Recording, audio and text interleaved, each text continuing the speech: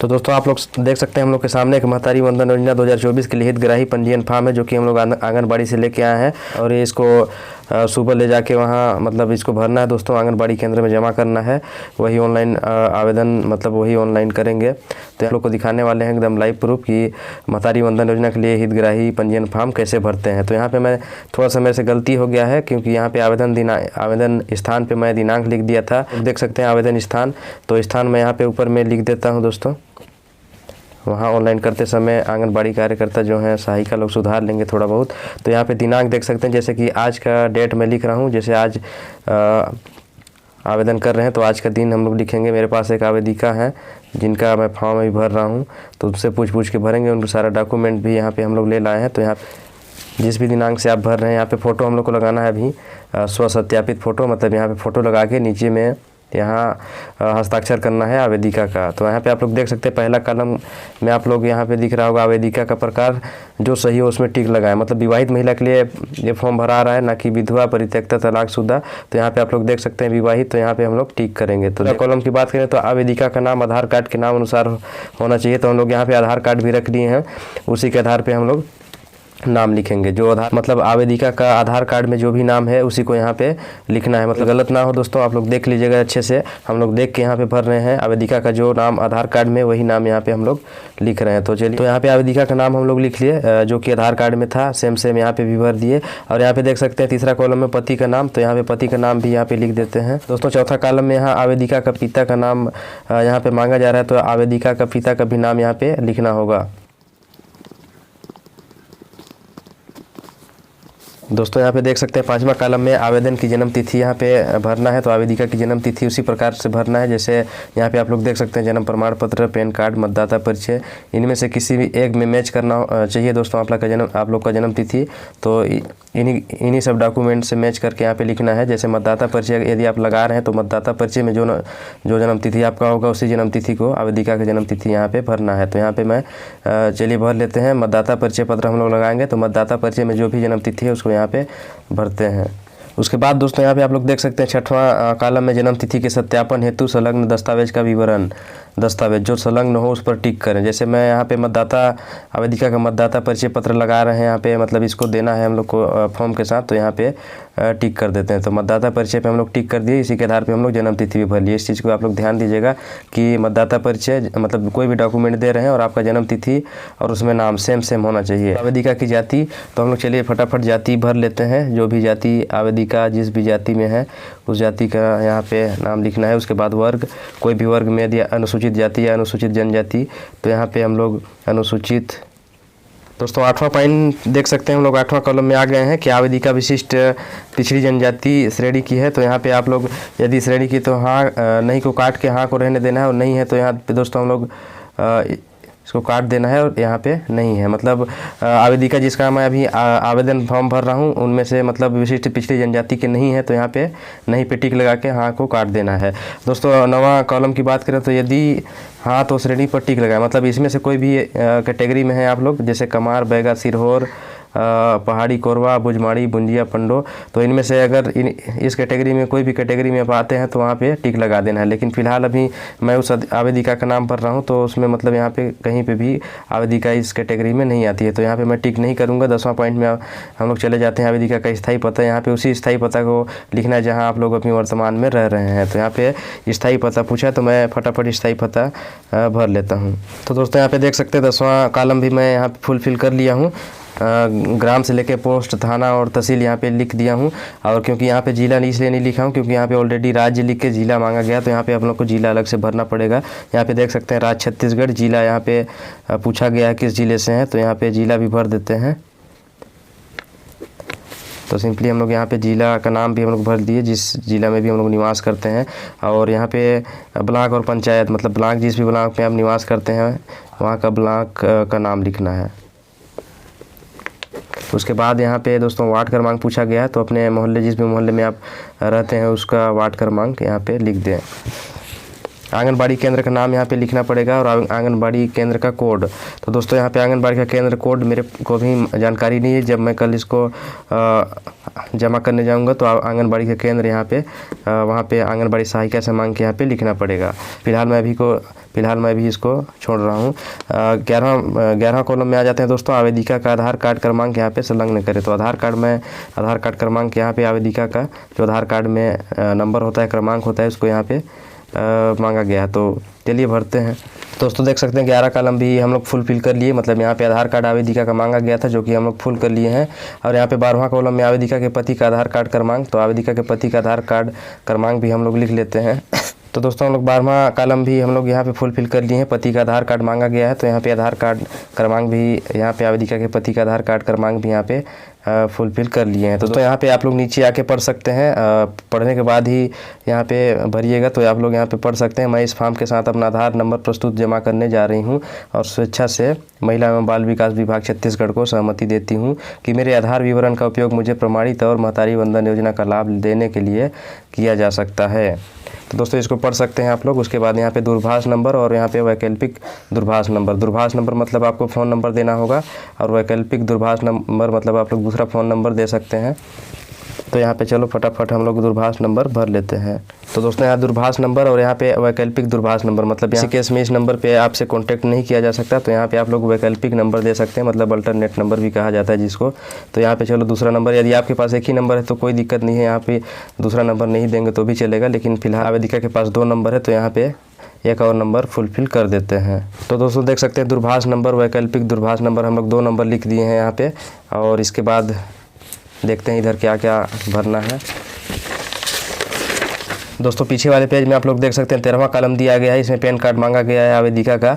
तो हम लोग पैन कार्ड आवेदिका के पास नहीं है, तो हम लोग यहाँ पे स्किप करते हैं इसको और चौथा कॉलम को भरते हैं, जहाँ पे राशन कार्ड नंबर मांगा गया है। तो यहाँ पे हम लोग राशन कार्ड क्रमांक भर देते हैं, जो कि हम लोग के पास हम लोग अभी यहाँ पे राशन कार्ड भी आप लोग देख सकते हैं यहाँ पे रखे हुए हैं। 14वां कॉलम भी हम लोग का कंप्लीट हो गया। यहाँ पे राशन कार्ड नंबर भी हम लोग फुलफिल कर लिए हैं, और यहाँ पे मुखिया का नाम जो कि राशन कार्ड में होना चाहिए, इस चीज़ का आप लोग ध्यान दीजिएगा। राशन कार्ड में जो नाम है उसी को यहाँ पे फिल करना है। राशन कार्ड में मुखिया का नाम, तो यहाँ पे इसलिए मुखिया का नाम पूछा गया है दोस्तों। तो यहाँ पे मुखिया का नाम भी हम लोग लिख दिए हैं। 15वां कॉलम में आवेदिका का पति का पैन कार्ड, जो कि हम लोग यहाँ पे छोड़ रहे हैं, पैन कार्ड नहीं है तो पैन कार्ड नहीं डालेंगे, यहाँ पे स्किप कर रहे हैं दोस्तों। 16वां कॉलम में यहाँ पे लिखाया गया है कि पूछा गया है कि आपके परिवार का कोई सदस्य भारत सरकार अथवा राज्य सरकार के शासकीय विभाग, उपक्रम मंडल, स्थान निकाय में स्थायी अस्थायी संविदा पदों पर कार्यरत प्रथम वर्ग, द्वितीय वर्ग एवं तृतीय वर्ग के अधिकारी कर्मचारी हैं या नहीं है। मतलब पूछा गया है यहाँ पे कि सरकारी कर्मचारी तो नहीं है। तो आपके परिवार में यदि नहीं है तो यहाँ पे हाँ को काट देना है दोस्तों, नहीं है यहाँ पे टिक लगा देना है। तो यहाँ पे हम लोग टिक लगा दिए, क्योंकि आवेदिका के परिवार में कोई भी सरकारी कर्मचारी या किसी प्रकार से इसमें दिया गया है उसमें से किसी भी प्रकार में कोई भी सरकारी कर्मचारी नहीं है। तो यहाँ पे यदि नहीं है तो स्वघोषित शपथ पत्र संलग्न करें, जो कि हम लोग इसके आगे वीडियो में बने रहिएगा। स्वघोषित शपथ पत्र भी आप लोग को दिखाएंगे। तो हम लोग 17वां पॉइंट में आते हैं और यहाँ पे देखते हैं कि क्या आवेदिका पेंशन भोगी है। तो पेंशन भोगी दोस्तों आवेदिका नहीं है, तो यहाँ पे हाँ को काट के यहाँ पे नहीं पे टिक लगा देना है दोस्तों। और यदि आप लोग पेंशन पाते हैं तो यहाँ पे जितना आप लोग को पेंशन मिलता है वहाँ पे आप लोग भर सकते हैं, और उस पेंशन योजना का जिस भी योजना के अंतर्गत आप लोग को पेंशन मिलता है उस योजना का नाम यहाँ पे लिख सकते हैं दोस्तों। यहाँ पे बताया गया है कि यदि आप पेंशन भोगी नहीं है तो भी आपको स्वघोषित शपथ पत्र संलग्न करना पड़ेगा, जो कि आगे वीडियो में बने रहेगा, सब कुछ दिखाएंगे स्टेप बाय स्टेप। तो इसको हम लोग यहाँ पे पेंशन भोगी नहीं है तो यहाँ पे हम लोग देख सकते हैं, यहाँ पे नहीं पे टिक लगा दिया हूँ और हाँ को काट दिया हूँ। तो यहाँ पे 18वां कॉलम में चले जाते हैं। तो पूछा गया है कि कोई भी सदस्य, आपके परिवार में कोई भी सदस्य वर्तमान अथवा भूतपूर्व संसद, विधायक, भारत सरकार अथवा राज्य सरकार के बोर्ड, निगम, मंडल के अध्यक्ष एवं उपाध्यक्ष तो नहीं है। तो आवेदिका के परिवार में ऐसा कोई भी नहीं है जो विधायक या पूर्व सांसद या किसी भी प्रकार से बताए गए इसके अनुसार नहीं है। तो यहाँ पे टिक लगा देंगे नहीं में, इसको हाँ को काट देते हैं। तो यहाँ पे देख सकते हैं यदि नहीं है तो स्वघोषित शपथ संलग्न करना पड़ेगा, जो कि हम लोग अभी आगे करने वाले हैं। तो इसको भी हम लोग हो ही गया। 18वां कॉलम भी हम लोग का कंप्लीट हो गया। 19वां कॉलम में पूछा है कि क्या आपके परिवार में कोई आयकर दाता है। तो सिंपल सा बात है, यहाँ पे हम लोग के आवेदिका के परिवार में कोई आयकर दाता नहीं है, तो यहाँ पे नहीं पे टिक लगा के हाँ को काट देना है। इसमें भी स्वघोषित शपथ पत्र संलग्न करना है दोस्तों, जो कि आगे आपको बताएंगे। यहाँ पे 20वां कॉलम हम लोग का यहाँ पे मांगा गया है खाता क्रमांक, बैंक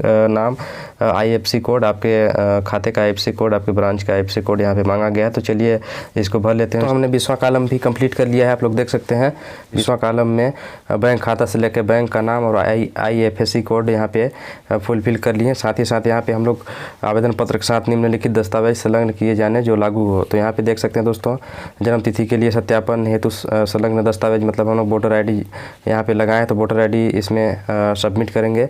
निवास संबंधित सक्षम प्राधिकारी जारी प्रमाण पत्र, मतलब आवेदिका के पास निवास संबंधित कोई भी निवास प्रमाण पत्र नहीं है तो यहाँ पे सरपंच से पूछ के और यहाँ पे भरना पड़ेगा, क्योंकि सरपंच ही सत्यापित करेंगे। तो यहाँ पे आवेदिका के पास निवास प्रमाण पत्र नहीं है तो अभी यहाँ पे छोड़ दिए हैं। राशन कार्ड भी यहाँ पे दे दिए हैं।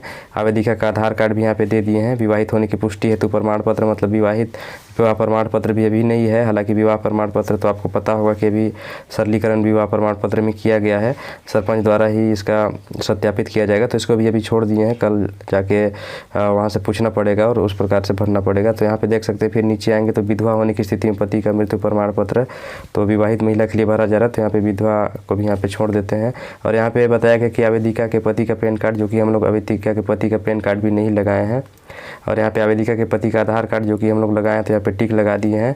परित्यक्ता तलाकशुदा होने की स्थिति में प्रमाण पत्र, तो यहाँ पे विवाहित महिला के लिए भर रहे हैं तो परित्यक्ता तलाकशुदा नहीं है तो यहाँ पे भी हम लोग छोड़ दिए हैं। और लास्ट वाला कॉलम जो कि हम लोग यहाँ पे भरे हैं, देख सकते हैं बैंक पासबुक की छाया प्रति, तो यहाँ पे बैंक पासबुक की छाया प्रति भी दे दिए हैं तो यहाँ पे टिक लगा दिए हैं। और यहाँ पे पता पूछा गया है लास्ट में, तो यहाँ पे पता लिख के वहाँ पे दिनांक, जिस भी दिनांक से आप आवेदन कर रहे हैं, और नीचे आया यहाँ पे आवेदिका का हस्ताक्षर, जो कि हस्ताक्षर भी यहाँ पे हम लोग कर दिए हैं। तो उसके नीचे पावती आएगा, जो कि आप लोग जहाँ आवेदन को जमा करेंगे वहाँ से आप लोग को एक पावती मिलेगा। और आप लोग पावती लेना बिल्कुल मत भूलिएगा, यहाँ से पावती आप लोग को लेना ही होगा। हम लोग अब चलते हैं यहाँ पे इधर देखते हैं स्वघोषणा शपथ पत्र। तो यहाँ पे देख सकते हैं यही स्वघोषणा शपथ पत्र जो कि पूछा गया था बार बार, यदि स्वघोषणा शपथ पत्र भरना है और कैसे भरना है वो भी हम लोग देखते हैं। तो यहाँ पे मैं पे आवेदिका, मतलब आवेदिका, जिस भी आवेदिका के नाम से आप आवेदन कर रहे हैं तो आवेदिका का नाम जो कि आधार कार्ड में होना चाहिए उसी नाम को यहाँ पे भरना है। पति का नाम यहाँ पे वर्तमान पूछा गया है दोस्तों, तो ग्राम पंचायत देख सकते हैं। यहाँ पे स्वघोषणा पत्र में हम लोग यहाँ पूरा वर्तमान पता भी हम लोग लिख लिए हैं, यहाँ पे ग्राम पंचायत से लेकर पोस्ट, थाना, तहसील। और यहाँ पे स्थायी पता लिखाएगा, तो यहाँ पे स्थायी पता में भी आपको पूरा नहीं लिखना है, यहाँ पे वर्तमान पता के अनुसार भी आप लोग यहाँ पे लिख सकते हैं। जैसे कि यही वाला अगर आप लोग का स्थायी पता है तो यहाँ पे वर्तमान पता के अनुसार यहाँ पे लिख सकते हैं। हम लोग का सेम यही वाला वर्तमान पता है, तो यहाँ पे वर्तमान पता के अनुसार हम लोग लिख दें। मतलब ध्यान से आप लोग पढ़ लीजिएगा। मैं अथवा मेरे परिवार का कोई भी सदस्य वर्तमान में भारत सरकार अथवा राज्य सरकार के साथ, जो कि हम लोग अभी देख रहे थे, यहाँ पे आप लोग अच्छे से पढ़ के, और यहाँ पे आप लोग मेरे पति का व्यवसाय, ये दोनों कॉलम आप लोग अच्छे से पढ़ लीजिएगा दोस्तों। और यहाँ पे मेरे पति का व्यवसाय, जो भी आपके पति का व्यवसाय है, और यहाँ पे लिख दीजिएगा। और यहाँ पे वार्षिक आय, तो चलिए दोनों कॉलम को हम लोग अभी फुलफिल कर लेते हैं। तो दोस्तों देख सकते हैं हम लोग तीसरा कॉलम भी भर लिए हैं। यहाँ पे आपके पति का व्यवसाय जो भी है, जैसे यहाँ पे कृषि मजदूरी है तो कृषि मजदूरी यहाँ पे लिख के, और यहाँ पे वार्षिक आय जितना भी आप लोग अपने हिसाब से भर सकते हैं। यहाँ पे 50,000 में भरा हूँ, तो यहाँ पे आप लोग अपने हिसाब से जितना भी आप लोग का वार्षिक आय होता होगा यहाँ पे फुलफिल कर लीजिएगा। और यहाँ पे आवेदिका का हस्ताक्षर, तो दोस्तों यहाँ पे सब कुछ भरा गया। आवेदिका का हस्ताक्षर भी हो गया दोस्तों, देख सकते हैं। और यहाँ पे आप लोग को इसको पढ़ के यहाँ पे गवाह का हस्ताक्षर लगेगा। आपके गांव में कोई एक गवाह पकड़ना पड़ेगा आपको, उसका नाम, पूरा पता गवाह का, और यहाँ पे आवेदिका का हस्ताक्षर, उसका नाम, और यहाँ पे पूरा पता यहाँ पे लिखना पड़ेगा। तो अभी मैं गवाह को फ़िलहाल छोड़ रहा हूँ दोस्तों, क्योंकि मुझे सुबह गवाह लेके उसका नाम, पूरा पता, यहाँ पे गवाह का हस्ताक्षर भी लेना है। तो फ़िलहाल अभी मैं नहीं लिया हूँ, सुबह जब जमा करूँगा तब इसको जाके यहाँ पे लिखना है। तो यहाँ पे आप लोग भर सकते हैं आवेदिका का हस्ताक्षर के साथ साथ आवेदिका का नाम और पूरा पता, लेकिन यहाँ पे गवाह का भी छोड़ रहे हैं, क्योंकि गवाह का सुबह हम लोग भरेंगे। तो लोग अपने हिसाब से भी देख लीजिएगा। यहाँ पे जैसे कि वार्षिक आय यदि ज़्यादा है तो ज़्यादा आप लोग भरिएगा।